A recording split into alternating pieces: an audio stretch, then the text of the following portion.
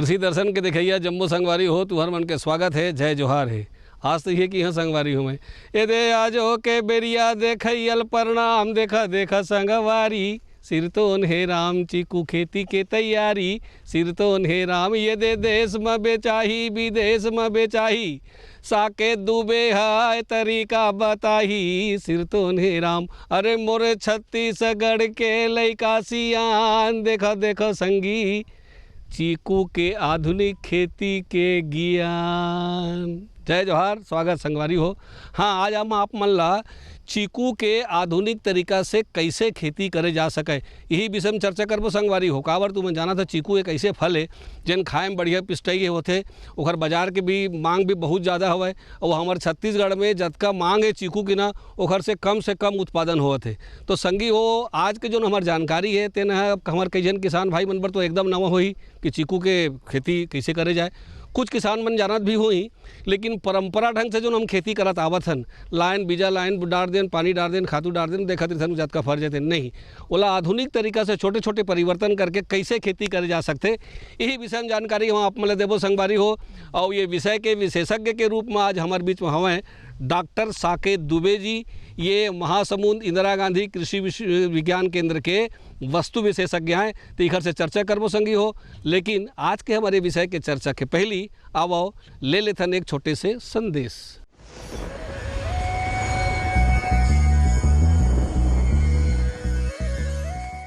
तिल की खेती के लिए जैसा कि हम सभी जानते हैं हल्की ज़मीन की आवश्यकता होती है बरसात के समय में, और यदि हम इसको ग्रीष्मकाल में ले रहे हैं, ये दोनों ही सीज़न उपयुक्त हैं हमारे छत्तीसगढ़ के लिए।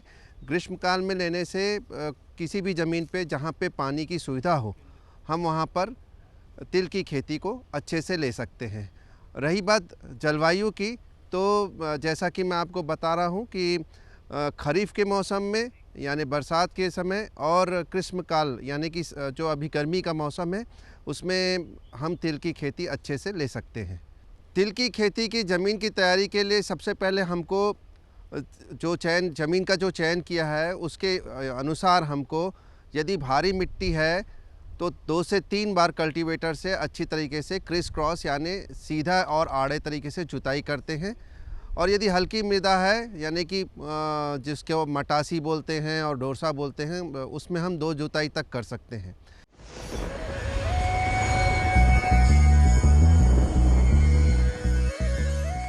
संदेश के बाद संगी हो तुम्हारे मन के फिर से स्वागत है। तो आज तुमन जैसे हमन कहे ना कि चीकू के आधुनिक खेती कैसे करे जाए विषय में चर्चा करना है, और हमारे विशेषज्ञ जी घलो आ चुके हैं। तो अब सबसे पहले ये जानथन कि चीकू के का महत्व है हमारे छत्तीसगढ़ पर, वह कतेक उपयुक्त फसल हो सकते एला पहले जान लेथन। देखिए, चीकू का जो है कि बहुत ही ज़्यादा महत्वपूर्ण एक फसल है और छत्तीसगढ़ में इसको बहुत अच्छे से इसकी खेती की जा सकती है। इसका सांच को आँच क्या बोलेंगे, सामने हमको दिख रहा है कि यहाँ भलेसर कृषि विज्ञान केंद्र भलेसर महासमुंद छत्तीसगढ़ में आप देख रहे हैं कि चीकू के पौधे लगे हुए हैं। करीब 1 एकड़ में हमारे फलदार वृक्ष फैले हुए हैं और यहाँ पर अभी आपको दिख रहा है कि अभी भी चीकू में फलन चल रहा है। तो सांच को आँच क्या की बात को चरितार्थ करते हुए चीकू अपने यहाँ छत्तीसगढ़ में पूरी तरह से एक सक्सेसफुल क्रॉप है, सफल क्रॉप है। जो किसान भाई इसको लगाना चाहेंगे वो अगर इसको वैज्ञानिक विधि से अगर इसका खेती करते हैं तो वे अवश्य अधिक से अधिक लाभ कमा सकते हैं। तो संगी हो बताइए कि चीकू जो है तेना हमारे छत्तीसगढ़ पर बहुत बढ़िया है। ये देखो पीछू में बहुत जोरदारों में लगाए खलो हमें। तो संगी हो, अब दूसरी बात जो महत्तम क्या थे कि हमला एक हर खेती करे बर सबसे पहली हम हमारे जो छत्तीसगढ़ के जो जलवायु है तेना उत्तम है कि नहीं है, कौन मौसम में लगाना है और कैसे कैसे मौसम में लगाया जा सकत है। संगे संग में एक बार भुइयाँ ला तैयार कैसे करे लगी, काबर के अलग अलग प्रकार के भुइयाँ होते। तो एक जम्मो बात लावा जानथन कि भूमि के तैयारी चीकू पर कैसे करे जाए। चीकू की खेती करना है तो अच्छी पहले खेत तैयार कर लें, खरपतवार पत्थरों से मुक्त कर लें, अच्छी गहरी जुताई कर लें। और सबसे अवश्य है फसल के लिए कि अगर जब गर्मी में हम अगर खेत हमारा खाली हो, ग्रीष्मकालीन गहरी जुताई कर लें। इससे जो है ज़मीन के अंदर जितने भी खरपतवार या कीट होते हैं उसके खरपतवार के बीज होते हैं वो सब ख़त्म हो जाते हैं, कीड़े मकोड़े ख़त्म हो जाते हैं। इसके अलावा अगर हम जब तैयारी कर रहे हैं तो मिट्टी या गोबर खाद हमें को मृदा में अच्छी तरीके से मिला लेना चाहिए। अगर इसमें मिट्टी की बात करें तो ये सभी प्रकार की भूमि में इसको मिट्टी में किया जा सकता है, लेकिन जो बलुई दोमट मिट्टी है वो सबसे ज़्यादा अच्छी फ़ायदेमंद होती है, लाभदायक होती है। लेकिन ये देखना है कि जल निकासी की व्यवस्था हमारे पास बहुत अच्छी होना चाहिए, वरना पौधे को नुकसान पहुंच सकता है। एक चीज़ का और इसमें ध्यान रखना है कि ऐसी मृदा जिसमें कि कैल्शियम की मात्रा बहुत ज़्यादा हो, ऐसी मृदा को अगर हम चयन ना करें तो बेहतर होगा, क्योंकि ये हमारे फल के लिए नुकसान कर सकती है। इसीलिए अगर जैसे हमने अभी बात की कैल्शियम की, अब ये हमको कैसे ज्ञात होगा तो उसके लिए हमको आवश्यक है कि हम मृदा परीक्षण करें। मृदा परीक्षण करने से हमको हमारी मृदा की उर्वरक क्षमता के बारे में जानकारी मिलती है। उसके अलावा उसमें कौन कौन से पोषक तत्व अधिक मात्रा में हैं और कौन कौन से पोषक तत्व कमी हैं, उसके हिसाब से हमको कभी भी जो है पोषण अपना जो पौधों के लिए तैयार करते हैं प्रोग्राम कि हमको इस स्थिति में इतना देना है, जब इतना बड़ा होगा तो इतना देना है, तो मृदा परीक्षण के आधार पर ही हमको कभी भी खाद का देना चाहिए, उर्वरक देना चाहिए। संगी हो जैसे अभी हमारे विशेषज्ञ जी है बतावत रही से कि माटी के परीक्षण के हिसाब से ही खेत की तैयारी हुई, तो ये माटी के परीक्षण का चीज़ है? केवल चीकू पर ही माटी के परीक्षण हो सकते कि नहीं हो सके कि जो हम माटी के परीक्षण कराबोते हैं सबो फसल पर काम दही? और यही बात ला जान लेते हैं संगी हो। देखिए, हम मृदा परीक्षण करते हैं तो जो भी विभाग है, जैसे कृषि विज्ञान केंद्र है या इंदिरा गांधी कृषि विश्वविद्यालय हो गया या कृषि विभाग हो गया ज़िले का, तो जब वो लोग आपकी मिट्टी का परीक्षण करते हैं तो उसमें उनके द्वारा आपको सलाह दी जाती है कि आप इस प्रकार की मृदा में ये फसल जो है आप ले सकते हैं। तो अगर आप मान लो कोई फसल विशेष लेना चाह रहे हैं तो जब आप मृदा परीक्षण करवा रहे हैं तो वहाँ के संबंधित अधिकारी से भी आप चर्चा कर सकते हैं कि हम इस फसल को लेने के इच्छुक हैं, तो ये मिट्टी जो है इसके लिए उपयुक्त है कि नहीं। इसी प्रकार से एक चीज़ मैं आपको और बताना चाहूँगा कि जैसे अभी हम यहाँ पर महासमुंद छत्तीसगढ़ में हैं और यहाँ पर आप देखेंगे कि यहाँ ज़मीन कैसी पथरीली ज़मीन है यहाँ, और अगर आप इसके थोड़ा आगे बाजू देखेंगे तो जंगली पौधे लगे हुए थे, वैसे ही यहाँ पर भी उसके ठूंठ थे। तो कृषि विज्ञान केंद्र द्वारा मनरेगा अंतर्गत परियोजना जमा करके ये ठूंठ साफ़ करवाया गया है पूरा, और उसके बाद यहाँ पर 1 metre by 1 metre by 1 metre के गहरे गड्ढे किए गए हैं, 1 मीटर गहरा, 1 मीटर लंबा, 1 मीटर चौड़ा। इन गड्ढों में मिट्टी, गोबर खाद और रेती का मिश्रण मिलाया गया है, और उसके बाद जो है ये पौधे की जो है रोपण किया गया है।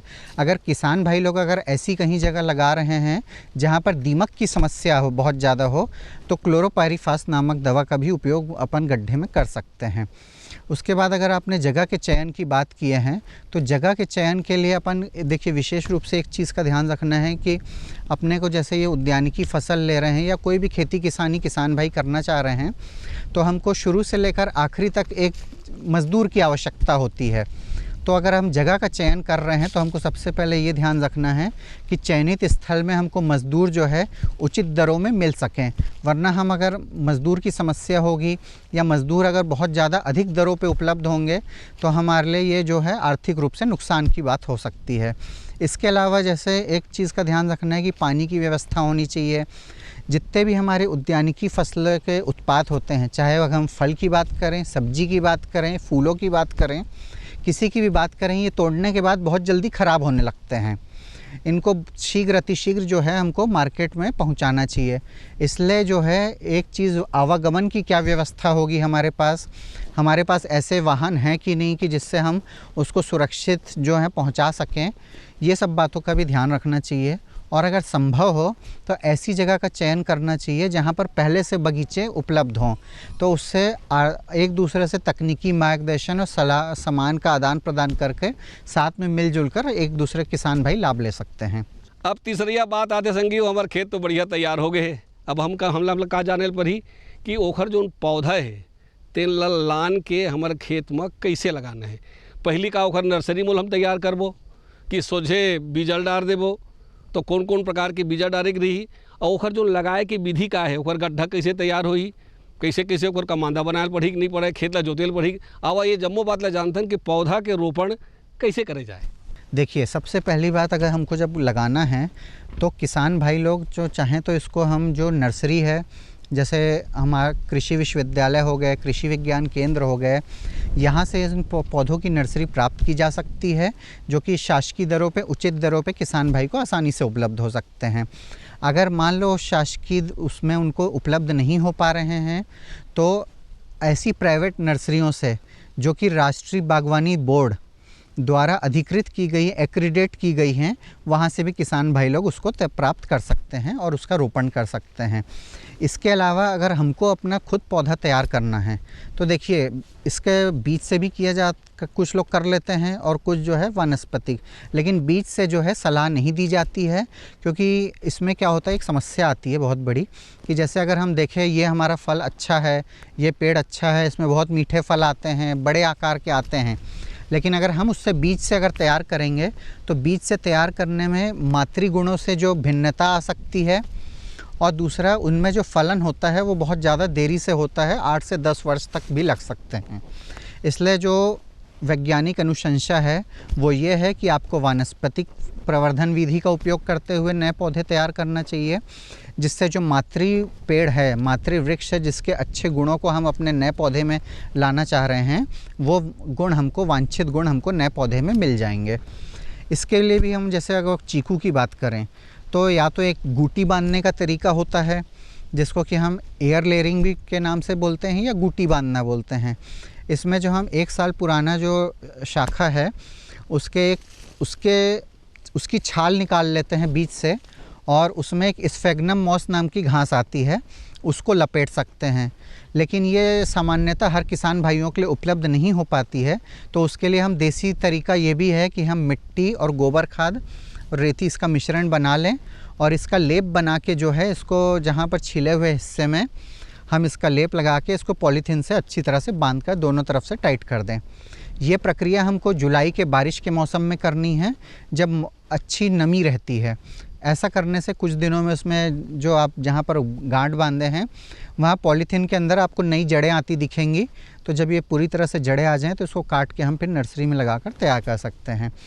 एक दूसरा तरीका और होता है, जिसमें कि हम एक रूट स्टॉक बोलते हैं, उसको तैयार के, तो उसके लिए हम खिरनी का बीज ले सकते हैं। उसका पौधा गमले में तैयार कर लेंगे, और जब वो 1 सेंटीमीटर मोटाई का हो जाएगा तब उसमें फिर जाके हम अपनी उन्नत किस्म के साथ ग्राफ्टिंग कर देंगे और नया पौधा विकसित ऐसे करके भी किया जा सकता है। ये प्रक्रिया हमको जो है, हमको स्प्रिंग सीज़न जो बोलते हैं, जैसे कि फरवरी हो गया, मार्च हो गया, या जनवरी फरवरी मार्च में किया जा सकता है। लेकिन जो वैज्ञानिक अनुसंधान किए गए हैं उसमें ये पाया गया है कि जब अगर हम फरवरी के महीने में इस प्रकार से पौध तैयार करते हैं तो हमको सक्सेस रेट जो है, सफलता दर बहुत ज़्यादा मिलती है। संगी हो, हमारी चर्चा आगू तो जारी रही करी। अब आओ ले ले थन एक छोटे से संदेश। मेरे साथ बोलो, ए बी। अरे नादान, बच्चे को एबीसी सिखा रहा है। अरे काम धंधे की एबीसी तू कब सीखेगा? ये देख विज्ञापन, तेरे जैसे कृषि विज्ञान सीखे हुए युवाओं के लिए भारत सरकार के कृषि मंत्रालय ने एक योजना बनाई है, ACABC। ACABC? जी हाँ, ACABC यानी एग्री क्लिनिक्स और एग्री बिजनेस सेंटर। इसके तहत कृषि विज्ञान पढ़े युवाओं का चयन होने पर उन्हें मुफ्त ट्रेनिंग दी जाती है, और हाँ, अपना कारोबार चलाने के लिए बैंक से लोन भी मिलता है। इसके साथ ही अगर युवा अपने इलाके के किसानों की खुशहाली के लिए उन्हें खेती बाड़ी व अपने कारोबार से जुड़ी लाभदायक जानकारी देते रहेंगे तो उन्हें लोन पर 36 से 44% तक की सब्सिडी भी मिलेगी। तब तो मैं जरूर सीखूंगा काम धंधे की ABC। शाबाश, चलो अपनाएं स्वरोजगार, खेती में हो विकास अपार।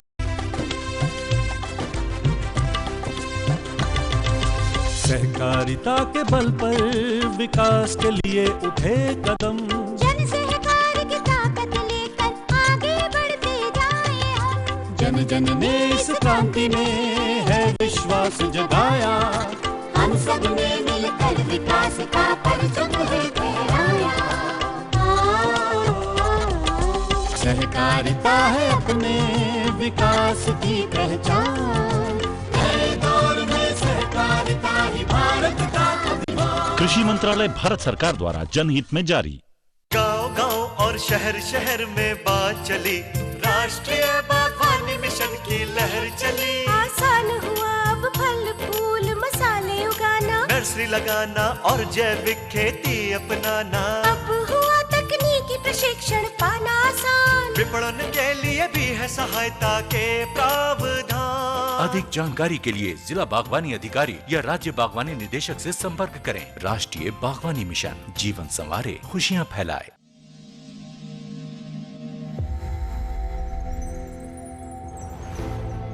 आत्मनिर्भर किसान, भारत की शान। उत्पादन में आत्मनिर्भर होने के साथ साथ फसल की कटाई के उपरांत उपज की हानि को रोकने, ग्रामीण क्षेत्रों में रोजगार सृजन करने और बीज से बाजार तक के विजन को मजबूती देने के उद्देश्य से 1 वर्ष पूर्व माननीय प्रधानमंत्री श्री नरेंद्र मोदी जी ने एक महत्वाकांक्षी केंद्रीय योजना एग्रीकल्चर इंफ्रास्ट्रक्चर फंड की शुरुआत की।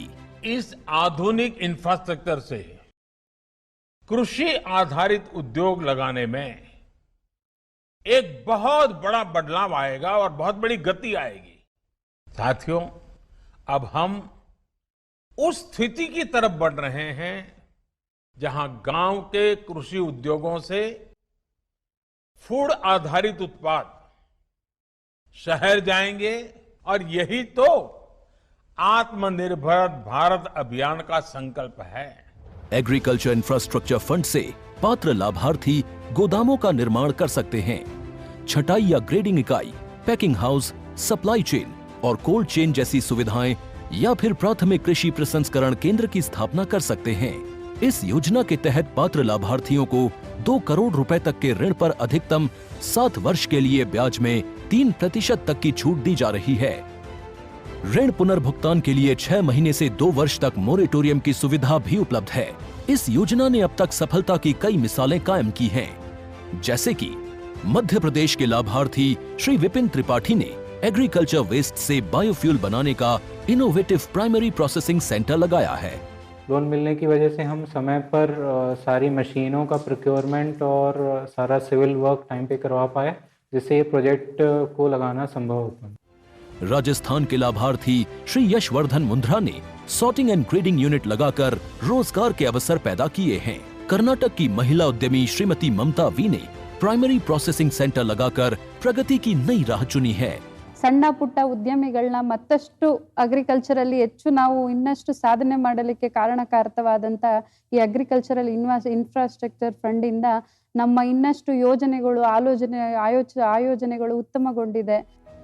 राजस्थान के लाभार्थी श्री दिनेश भट्टर ने जीरे की प्रोसेसिंग यूनिट लगाकर आसपास के ग्रामीणों को आत्मनिर्भरता प्रदान की है। महाराष्ट्र के लाभार्थी श्री अनूप कुमार मोहता ने वेयर हाउस बनाकर अन्न भंडारण को सुनिश्चित किया है।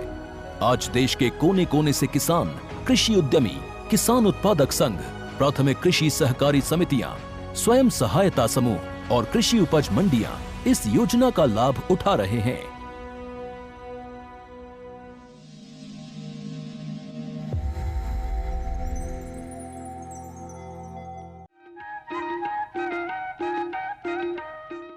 अब आते बात संगवारी हो, ये आधुनिक विधि से जब हम चीकू लगाबो यदि लगे दे चारों ढार तुमन देखा था तो एमा पानी की जो व्यवस्था है तेन ला कैसे करे लगी, ओमा हमला कोई नाली डाल के पानी व्यवस्था अच्छा रही कि ऊपर गोदा डारीन कि का सही पद्धति हो सकता है जेमा हमारे पानी बढ़िया से पहुँचे, कम पानी में हमला फसल मिले। अब तुम जानता बिन पानी के तो कुछ होना नहीं है, तो आवा जानी जल प्रबंधन।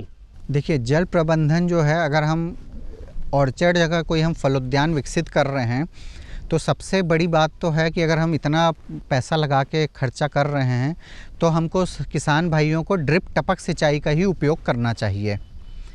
टपक सिंचाई का उपयोग करने से क्या होगा, पौधा जो है सीधे पौधों की जड़ों पे जाता है और जिससे कि उनकी रिक्वायरमेंट के हिसाब से पौधा जो पानी जो है पौधों तक उपलब्ध हो जाता है।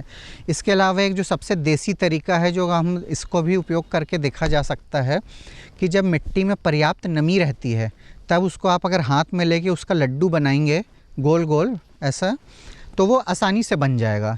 लेकिन अगर पानी नमी की कमी रहेगी तो अपने को, अगर लड्डू आसानी से नहीं बन रहा है, कमी है, तो हम उसको सिंचाई दे सकते हैं।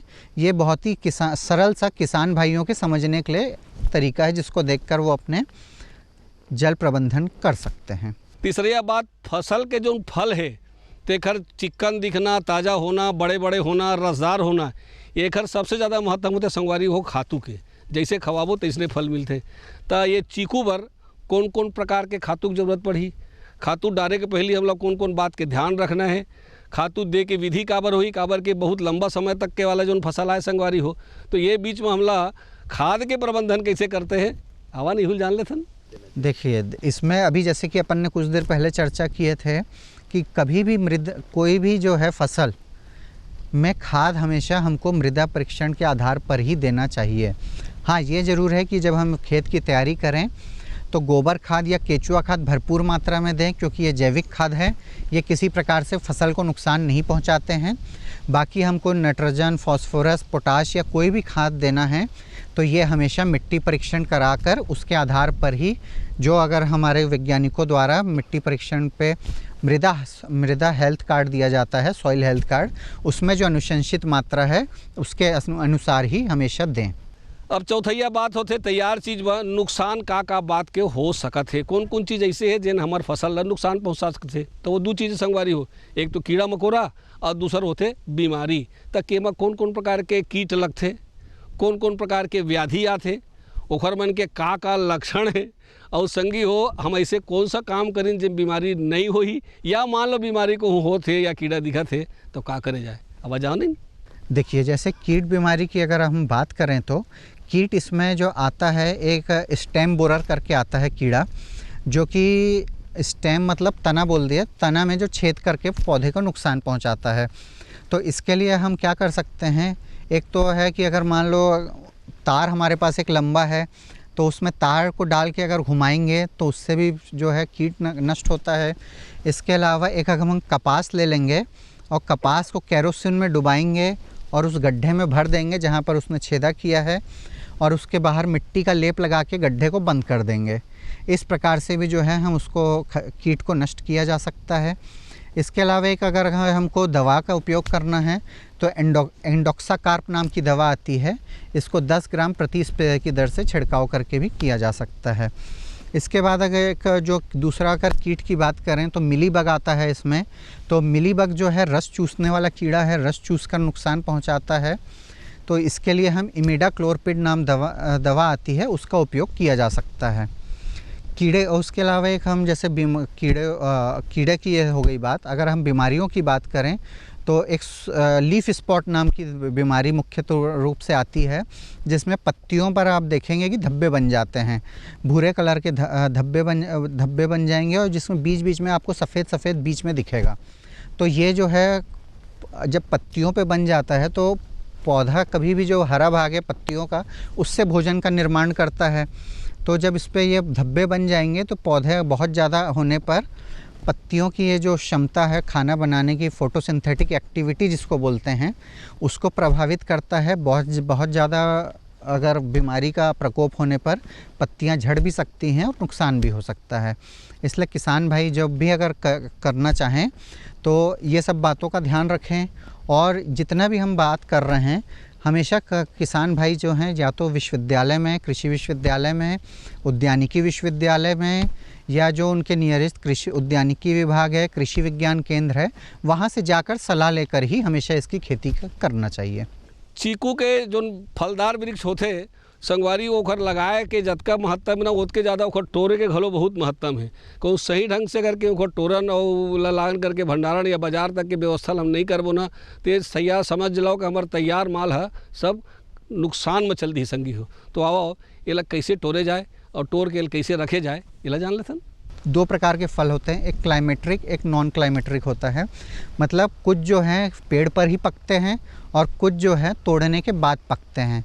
तो चीकू जो है ऐसी फसल है कि जिसको कि हमको तोड़ लेना चाहिए। तोड़ने के बाद इसमें पकने की प्रक्रिया बहुत अच्छे से होती है। और शुरुआत में ही अपन ने कहे थे कि जो भी उद्यानिकी फसल हैं, चाहे फल हो, फूल हो, सब्जी हो, ये अपना जो है बहुत जल्दी ख़राब होने लगते हैं, सड़ने लगते हैं। तो कोशिश हमको ऐसा करना चाहिए कि अगर हम इसको अभी तोड़े हैं तो इसको शाम तक मार्केट में पहुंचा दें। शाम को तोड़े हैं तो सुबह अर्ली मॉर्निंग जो है जल्दी से जल्दी इसको हमको मार्केट पहुंचाना है, ताकि हमको इसको उचित मूल्य मिल सके।